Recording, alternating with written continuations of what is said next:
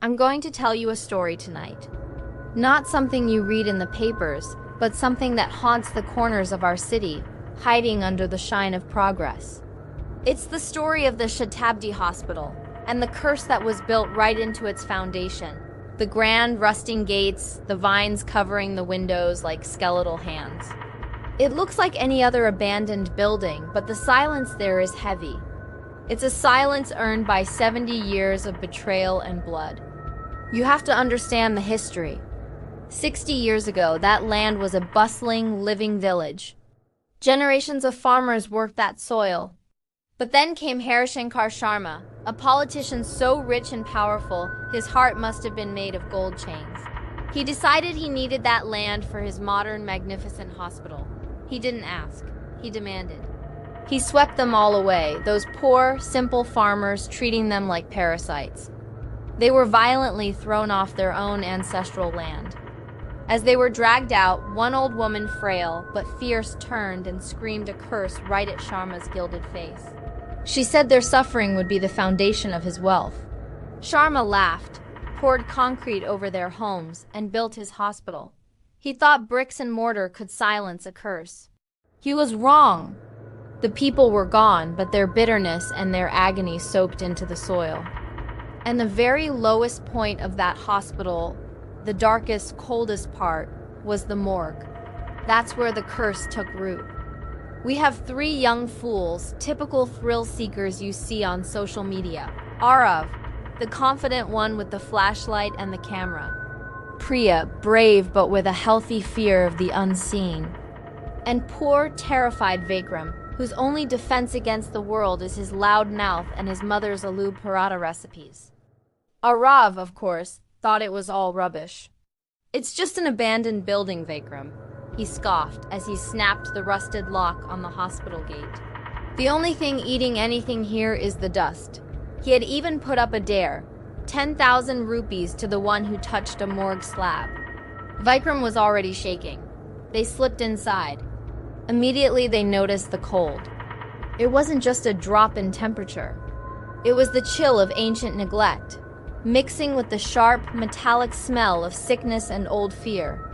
They crept down the main corridor, passing broken glass and a cobweb-covered wheelchair. Arav tried to keep his composure, but Priya whispered that the air smelled like old bad things. When they reached the stairs, the air dropped again. These weren't the stairs for the living.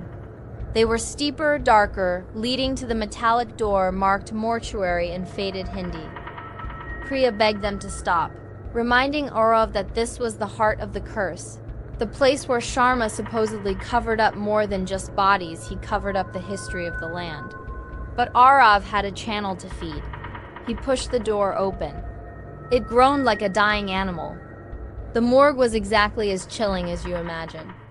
Steel drawers lined the walls, and a single stained examination table sat in the center.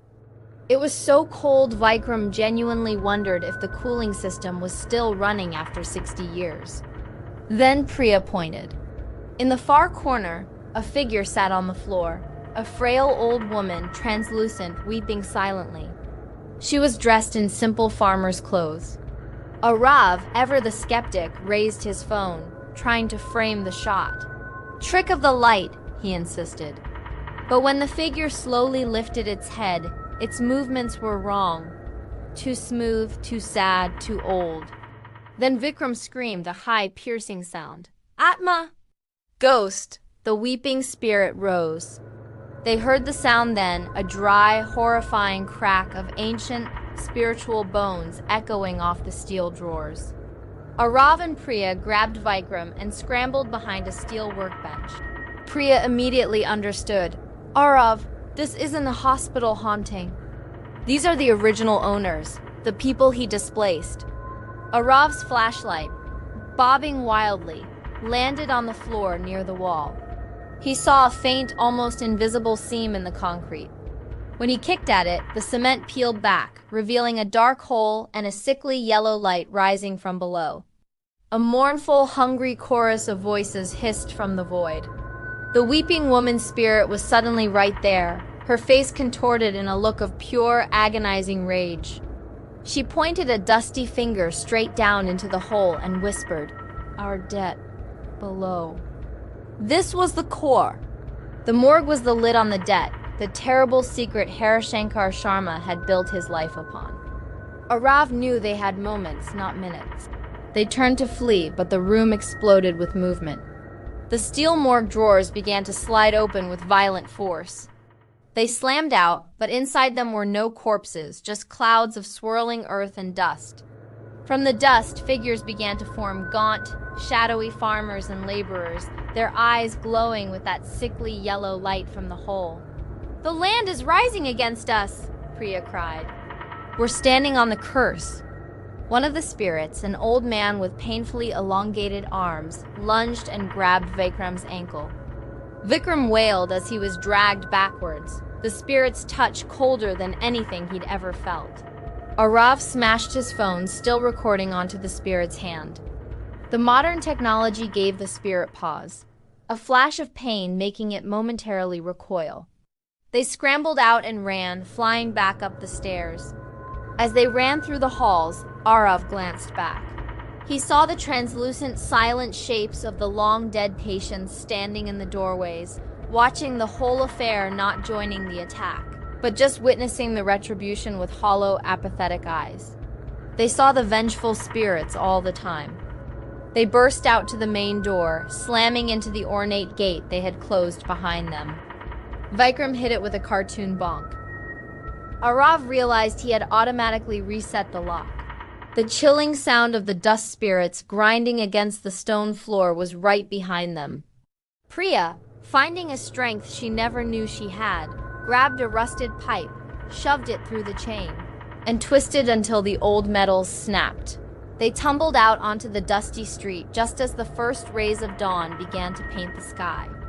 The light of the new day softened the hospital, making it look merely abandoned. The three friends sat on the pavement, covered in dust and shock, panting. That was real, Arav finally managed, staring back at the gate. The curse, the politician, the morgue. It's the foundation of all of it. Priya, brushing the ancient dust from her shawl, nodded. The debt isn't paid. The old woman's curse is what's running that place. The morgue is where the dead is buried. Vikram, still shivering, looked at Arav. "I touched a morgue slab," he whispered. "Do I get the 10,000 rupees?" Arav just shook his head slowly. "No, we're never speaking of this again. No money is worth what we saw in the morgue." As they finally walked away, exhausted and traumatized, they didn't look back. But if you were there, right at that moment, you might have seen it too. A single, gaunt, dusty hand, gripping the top of the rusted gate for a fleeting second, before retreating back into the darkness. The spirits are still there. The patients are still there. And the debt beneath the morgue is still waiting to be paid. Remember that when you drive past the Shatabdi Hospital late at night. Remember the oath. Like and share the video and subscribe to this channel for more, or else you would be in debt as well.